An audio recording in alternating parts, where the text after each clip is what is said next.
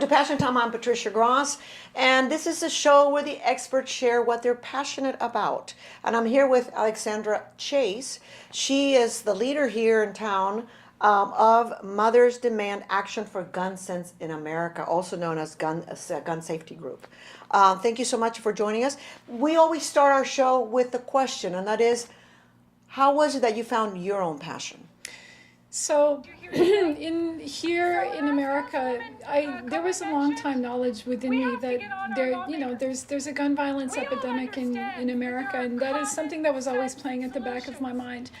But in terms of becoming a member of Moms Demand Action, like a lot of people who first joined the group, it was precipitated by the shooting at Sandy Hook School in Newtown, Connecticut. To me, my reaction was simultaneously one of absolute shock that something so horrific could take place, but also anger right away because, like a lot of Americans, I understood that it was thanks to bad laws that we have become a culture where gun violence is an epidemic.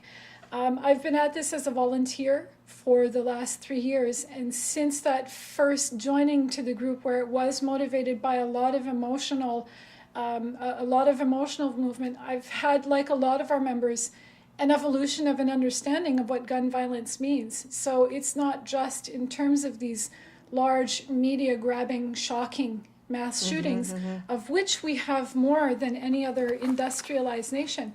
But it's also the fact that 88 Americans every day in America will lose their life to gun violence. A lot of those are suicides, a lot of those are homicides, and some of them are accidental shootings as well. But all of them, as far as we're concerned, are unacceptable, and these are preventable deaths as well.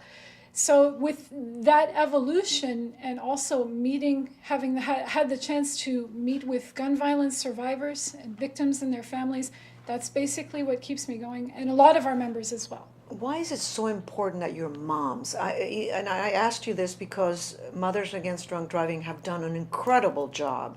I lost friends to drunk drivers in high school, and Mothers Against Drunk Driving began to be really popular more in the late 70s and early 80s.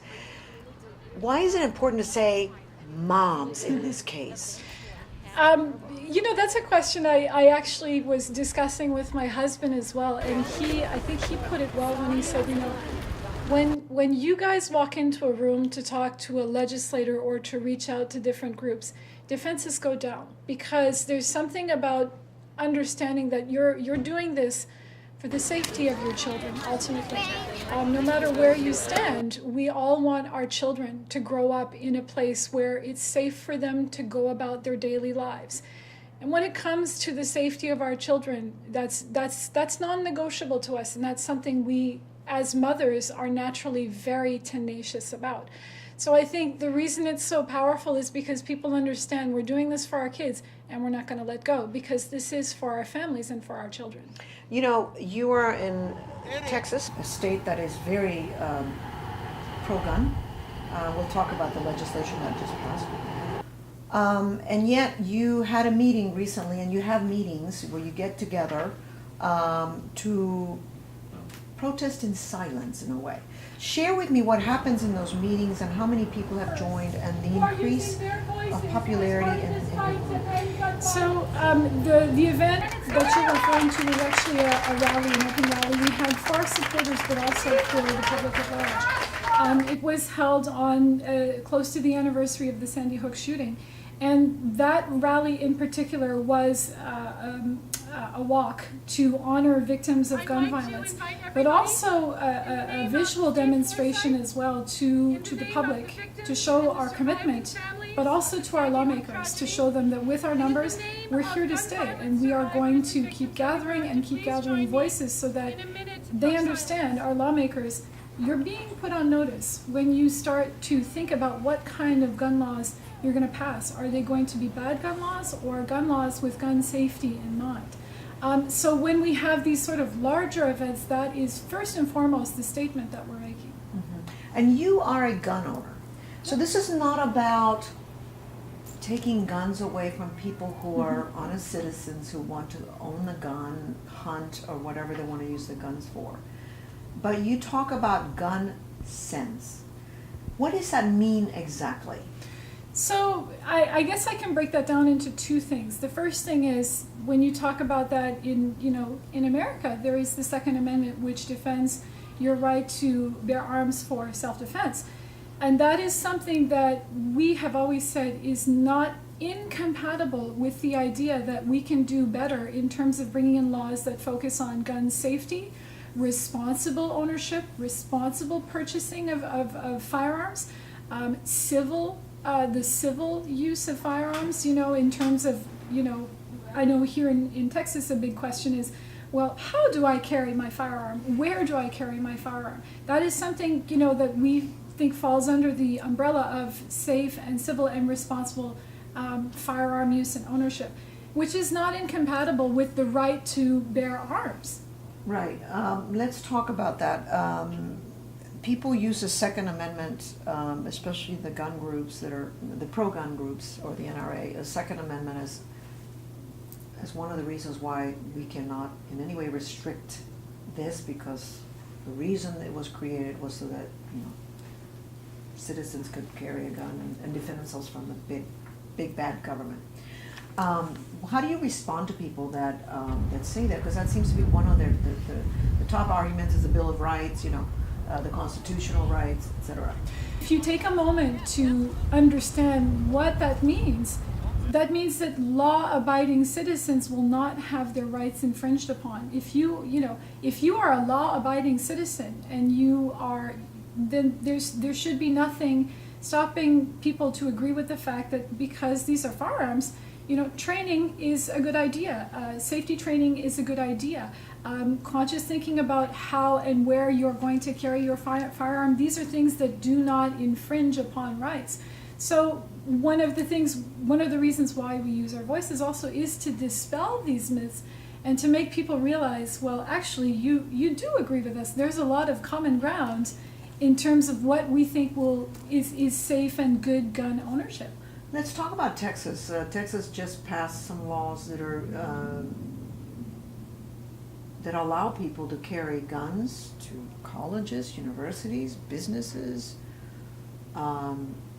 Tell me about that law, and if you as a college student or a business person don't want somebody to walk into your business or your university, what can you do?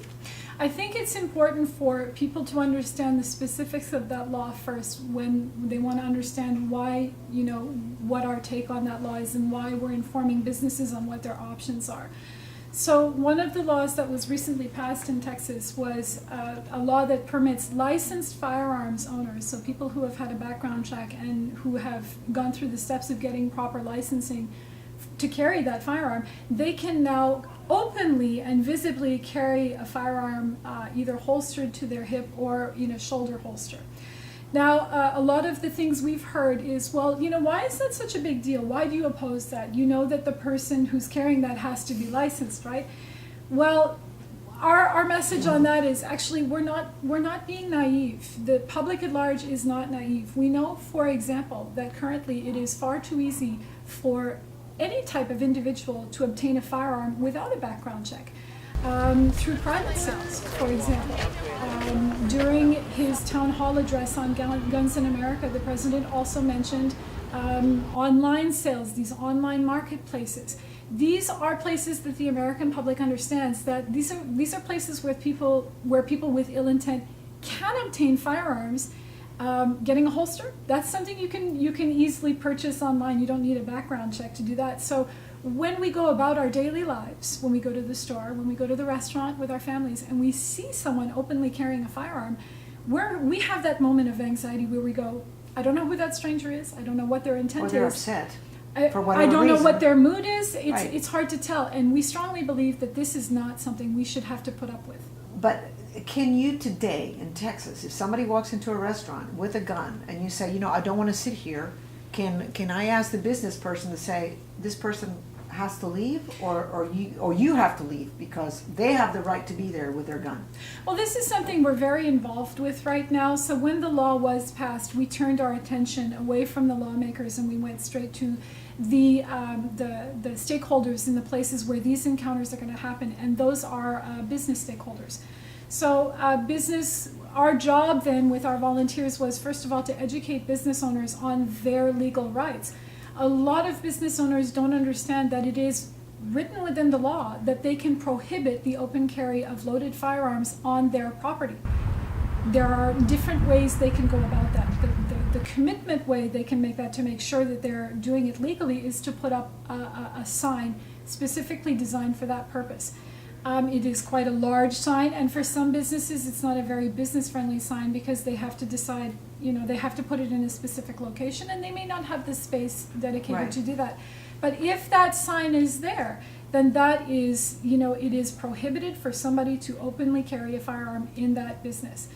On the other hand, if you are, for example, a small bookstore, and you simply do not have the space to put that sign up, you can ask someone who has openly carried a firearm into your business. If you're an employee or a manager, you can ask them to leave, and that's legally binding.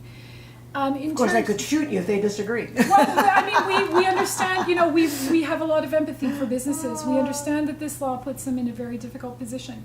But we are also listening to consumers and, giving guidance on how they can go about, I know personally, if I take myself as an example, if I see someone openly carrying a firearm in a restaurant, I am going to collect my family and I will leave, and at some point, either in the restaurant or perhaps afterwards, I'm going to let the manager politely know why it was that I had to leave. Right. All right, Alexandra Chasse, thank you so much for joining us. And share your website with us if people are interested. So if people are interested in learning more about us, it is momsdemandaction.org. All right, momsdemandaction.org. See you next week on Passion Time.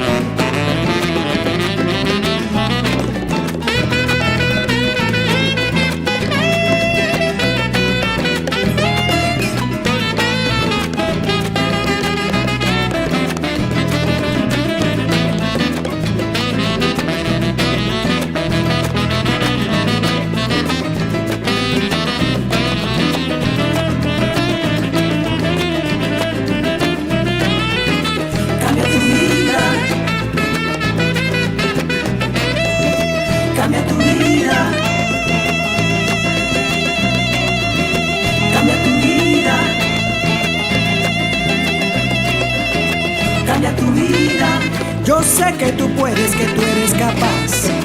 Cambia tu vida. La vida es una y tú vas a triunfar. Cambia tu vida. Con fe y esperanza, las puertas